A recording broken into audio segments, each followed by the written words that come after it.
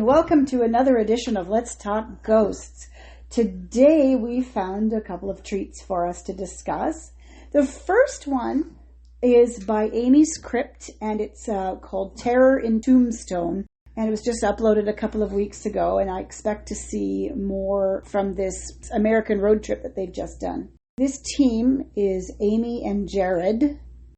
And I guess we'd watched them once before on something, but we hadn't really paid attention to who it was. And then this one popped up on our screen, so we thought, well, let's take a look.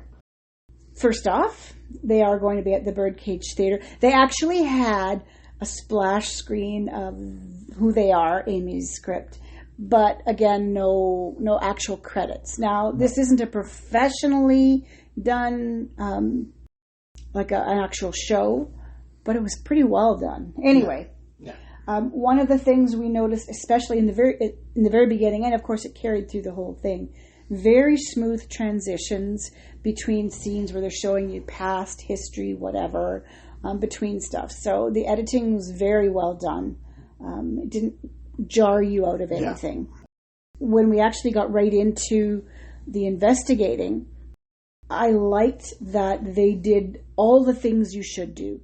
Tagging, which means to speak up about other things that are happening. For example, at one point, she heard a motorcycle, and so she tagged that. She said that's a motorcycle. She also said at one point that some of the sounds they were hearing could be the building expanding, so it might not be paranormal creaking and footsteps, which I really liked. I like when people are real, because everything isn't always a ghost. Yeah. Nor is everything always a demon. And we've watched a few episodes of on different programs of having the Birdcage investigated, and oh my God, there's demons and demons there. Really? Yeah. Anyway. Bad people aren't demons. No, they're just bad people. And then they become bad ghosts. So anyway, what did you think of the investigation? I liked it. I like seeing a fresh perspective. Mm-hmm. It's been done over and over, but every time it's a little different. You see something that no other shows you before. Mm-hmm. And I like that. Yeah. One of the things, as we were watching it, I remember asking you, what I had thought were balcony seats, for people to be overlooking the theater, were actually the cribs. That's where the prostitutes entertained the men folk. And I remember I said, oh my God, there's no doors. You just would have a curtain and people would hear everything. I never realized that this team actually showed better video of those rooms, which made it a lot more clear. Yeah. Because I really thought that those were balcony seating. Well, I guess technically it kind of was. So they used some really interesting equipment from the VR. I really like it. Yeah, they used some stuff from, I guess, a company called Ghost Tube, which I haven't had a chance to look at yet. I'm suspecting it's an Australian company because they use a lot of their equipment. And one of the things they did towards the end was this virtual reality thing where and I think it's called their seer. So Jared was wearing these kind of virtual reality goggle things. And basically, he's asking the spirits to show him something. And it does. And it's really kind of cool. And the card. Yeah, that one was cool. And, and this is the first time they talked about playing cards. Mm-hmm. Because no one could read and write back then. Right. So these cards that they used were just the images. They didn't have the letters on, so there was no ABC, aces or kings, queens or whatever. It was just the image. Yeah. And so with this one thing that they did, the noise canceling headphones, whatever, she pulled out a card and placed it on his head or blindfold thing. and asked, no, this was the virtual reality thing, asked the spirit to tell us which card it was. And sure enough, no, that wasn't the virtual reality. It was Jack or Jake. He said that. Yeah. That's what he heard. So that was just the blindfold and the noise canceling things that time. Yeah. It was a little confusing, but it was really well done, and I'm really. So yeah, they did use a couple of things that I'd never seen before, and that one of them was that virtual reality thing, the seer thing. I've never seen that before, and I'm wondering if that's going to become a thing with some of the bigger shows now. Yeah, could be. I think it'll be cool if it is. Just to see how tech evolves. Yeah. So someone will see it and think they can do a better job of it and create something American, because that's what they do. Mm-hmm. It was very well done. I really enjoyed it, and I think we'd probably want to watch some more of that. Yeah. I think the next episode up, she said, in that one is the Black Swan Inn. That should be coming up soon, and I'll probably watch that. We did watch some of them a while back, and this is what we were talking. You had recognized them from the Black Monk Inn in Britain. Yeah. And I didn't recognize them, and I still really don't recognize them, but... There's no inn in... The Black Monk... Yeah, you're right, it's not an inn. You're right, it's just that whatchamacallit, Pontefract, right? Yeah. I remember the episode, I just don't remember the people specifically, because at that time I wasn't really paying attention. But you were saying that in that episode, and of course, folks, if you're listening to, and I hope you are, you should go check that episode out. It was really good. But Jared, his whole personality changed into like mean almost while he was in that house. And at this one, you can really see what his real personality is, because he was much more lighthearted and friendly, and so it was. And dancing. He was dancing. Yeah. So it was very different, but yeah, the Black Monk was scarier, darker, definitely darker. So again, no demons. Just to make it clear. You're fixated on demons. But yeah, I think I'm going to enjoy following a few of these. I mean, they are interesting investigations. They're put together very well for the sake of YouTube, which is good. I'm still big on credits and stuff, but it's just the two of them. We can figure that out. Yeah. They even did have some interviews. Yeah. In the beginning of the fella. The owner. Was it the owner? Yeah. Okay, the owner of the birdcage, which was interesting. I really enjoyed seeing some of the seeing some of the scenes of the place that we haven't seen in other investigations. Yeah. Some of the backroom stuff, some of the older stairs and stuff that, some of the professional shows just focus on certain spots. I can't remember if Ghost Adventures actually sat around that card table. I kind of think they did. Well, probably not. I don't know. Probably set up another card table. I don't know. I'm not sure. Because that card table looked like no one just touched it in 100 years. Yeah. So if anybody has a thought on that, did they just set up something separate? Please just drop us a message and let us know, because I'm confused about that. And I seem to remember they played cards around the table, but not that. Not that table. So, no, it couldn't be. So I wonder if that whole section is nobody's allowed back there except for the occasional staff member to do something back there. Because it would be covered in spider webs and everything. It was. I don't know. It was covered in dust. Well, it's hard to say, because all we saw was in night vision. You need to see it in the daylight to be able to tell what's there. But the whole area, I would think, would have been spiderwebby, and I don't know. It was interesting. So yes, we will put a link to Amy's Crypt Terror in Tombstone We actually have subscribed to the station now because we think it might be worth watching more of, because, like I said, it was really well done. So by all means, have a listen and or a watch and see what you think too. So the second thing, and I know that Bruce is so not looking forward to this one. And again, only because it popped up in our recommendation list, someone uploaded an episode of Most Haunted, the Armley Mills Museum. Now, we have watched Most Haunted. It's been around for a long time. And in the beginning, I really liked Most Haunted. I never liked it. Yeah, I know.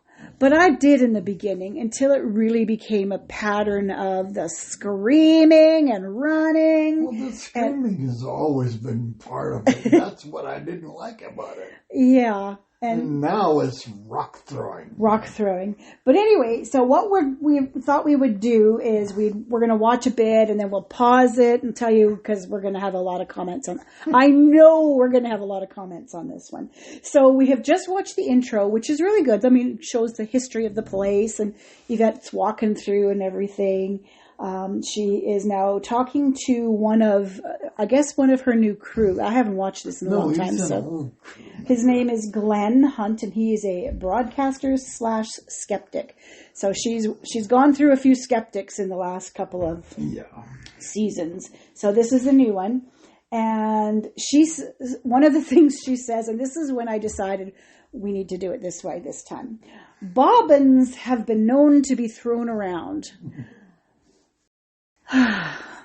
That just tells me later on we're going to have bobbins thrown around, because she loves to have rocks and things thrown around. So I think that's one of the things that we're probably going to see. No, we're going to see it. Okay, let's just pause for a minute while we carry on. Okay, so they're still doing the walkthrough with the skeptic, Glenn, and now they've got Fred, who is the historian and for the longest time was their demonologist dude. In this episode, he's not dressed in the stuff that he would be wearing before. The last time I watched it, when he's being the demonologist.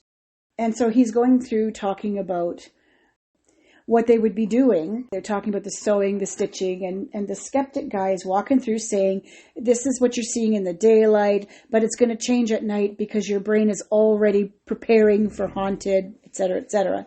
And then the Fred guy comes in and talks about satanic and stuff, and oh my gosh, Yvette kind of clamps onto that, and that they say that this area is known for satanic mills.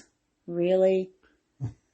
Okay, here we go. So someplace that's probably haunted is now going to become scary and demonic. Just wait. Okay, here we go. Back in a bit. Oh my God. They're going to be throwing bobbins. So they're still in that sewing area and talking about how it's these places have become so dark and satanic because they treated their staff so badly. Well, that's the way it was back then, no matter where. It doesn't mean it's satanic and demonic just because they were bastard owners. And in the U.S. and in Canada, mills like that had kids working there. 16 hours a day. Doesn't matter if you're 12 or 30, you work 16 hours a day. And they had the children, first of all, because the people needed the money, because life was poor. Yeah. But kids had small hands. And small bodies to get under the machine. Could fit things, they could grab things that the grown-up hands couldn't get at. Yeah, So anyway, they're talking about that, and this is why this place is going to be demonic and horrible.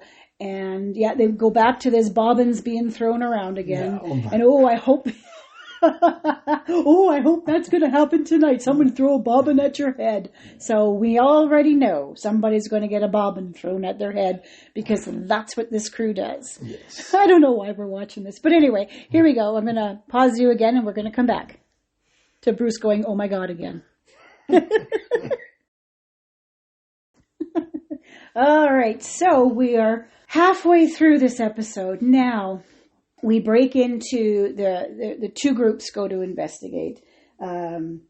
Yvette and Yvette and Carl's her husband, and Glenn, the skeptic. They are in this one area. That's the theater, I believe, or part of the theater. And they're sitting around the table doing their table tipping thing. And immediately they are saying that they're hearing tapping and all this stuff's going on. And, oh my God, the table moved. Well, first off, you never see where the tapping is coming from. And all they're showing is the top of the table. Now, they've been doing this, and it's where they sit around the table with their hands on the table, and supposedly the table is supposed to move if the spirit wants them to know they're there, or they'll ask them to tap somewhere or whatever. And anyone who's ever been at a ghost show knows that ghosts don't do anything on command. No, and that's why I think when nothing was happening, even though they said, "Ooh, the table moved," we didn't see anything moved. I think it's just them saying it. But then suddenly you get a change in the camera angle, and now we're seeing under the table. We didn't see under the table before, but now we're seeing under the table, and it's clear that, their feet are not close to where the table could be to knock it or anything. But just a little bit later, they change the angle again, it seems, and suddenly the table seems to move. Yeah. Really? Yeah. But I kept watching Carl's foot. He's got this one foot sort of over the other, and it's kind of dangling a little bit. And I think he, if the camera angles were off, could tap that table. I think that's him that's been doing that. Yeah. And he's always swearing to God he's not touching the table. Of course. They've been called out on this before. I keep wanting to catch it, but obviously they edit it so that you don't catch it. Yeah. This is why they've gone through so much TV staff in the last few years, is because they've been called out before. The only reason that I still watch this from time to time is the historical sites. I really enjoy that part. I don't like the running and screaming and the faking evidence. I don't like that. And my thing is to try to catch them. I really want to catch them. That's the thing. So the other group now, that would be Fred and Stuart and, I don't know, the other guy that I don't know who he is. They are in a different part of the theater and sitting in the seats. Yeah. And all of a sudden a seat falls down.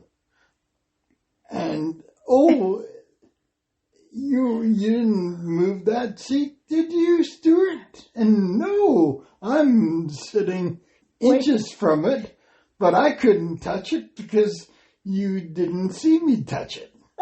And Fred, who was leaning over the seats at the time, could easily have moved it. Yeah. But no. As soon as they show him, he's sitting back in his seat and with his leg crossed over, one over the other. And no, I'm sitting over here. Right. But anyway, somebody moved this seat. And then Fred starts in with maybe you're a dark spirit or a mean spirit. Do something to us. Show us how mean you are. And all of a sudden the room gets cold. Yeah. Which, of course, is nothing that we can... They don't have any equipment to prove that it's cold. Yeah. They're just saying that it's cold. So how do we believe that? I do believe that there is a certain amount of hauntings to these places that they go to. Because that's why they're there. They're there because they're haunted. My biggest thing is ghosts don't act on demand. Yeah. So I think because they're filming and they need to have stuff for their show, if they're not getting anything on demand, they're making it up. Yeah. And that's the problem. That's the problem. Shall we carry on and come back with some more once we finish up? Sure. Okay, we'll be back in a few minutes. Okay, we're going to play a little bit of it. Every time she's saying hello, someone's trying to grab her attention. This is actually really clear. No, it's not. It's not really clear. I hear nothing. No, nothing. And he's supposed to have enhanced equipment. Yeah, and there's a little office there. You can't hear nothing. No. This tech experiment is not working as far as I'm concerned. No. And she's just gearing up to scream in a minute. Oh, yeah. Okay, I'm going to pause again because I know that nobody wants to. I think I've had enough. Oh, she's had enough. Okay, back in a bit. I can't watch anymore. We've got like 9 minutes left, and I just can't watch anymore. They did the analysis of her sitting there. The experiment was she's going to be in the theater with the spirit boxes on it to create the white noise, and upstairs is the tech guy with a bunch of equipment that's supposed to filter out all the white noise, and just leave the sound. I didn't hear a frickin' sound except a bunch of squealing, and suddenly they're saying that's a Class A EVP. They wouldn't know a Class A EVP if it jumped up and bit them in the ass. Like, oh my frickin' Lord. And now, where I got fed up. I know you were fed up at the very beginning, but I got fed up. They're doing a Ouija board session, and suddenly they're deciding to put all a hand on the table and a hand on the glass, which they use for a planchette, which is fun. And answer by moving the glass or moving the table. What do you think's going to happen? They're going to have somebody move the frickin' table because that's the only thing they know how to do. And I'm just so fed up. So in my review, and I think you might agree, unless you like a bunch of Hollywood-style theatrics and crap, watch this program. Watch this program. But if you want a real ghost hunting program, pass on this one. Yeah. Pass on all the most haunteds because they are useless as shit. Yeah. Woosah. I just couldn't take it anymore. I'm so sorry. Yes. No. Don't be sorry. Because, these guys make other ghost people and ghost shows look fake. They do, because they fake so much. And I think it's because they feel that need to have something. And she's the worst ghost hunter ever. I mean, she was literally just a presenter in the very beginning. She's the narrator.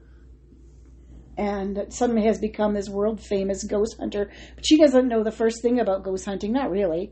She knows how to cry and carry on and pretend. Yeah. Yeah. And Pontefract, when they were there. Oh, yeah, that's right. They did one of those. They threw rocks. Yeah, they had if you're going to throw something, throw marbles. Marbles is what they're known for there. But they like throwing rocks around. I really tried to watch this whole thing. I just can't get to it. I can't get to it. I tried. I should have known better. But I haven't watched them in a couple of years. I thought maybe it's gotten a bit better. No. Same old shit, different pile. Yeah. Anyway, if you have a different opinion of this program, I would be more than happy to debate it with you. And rewatch it? Yeah, and no, I'm not going to rewatch it. But I'm more than happy to debate with someone who might like this program. If Yvette herself would like to make a comment, she's certainly welcome to, and I'll call her on every freaking thing I've ever seen. But I think this is how come she's lost so many of her staff. She's lost a couple of parapsychologists.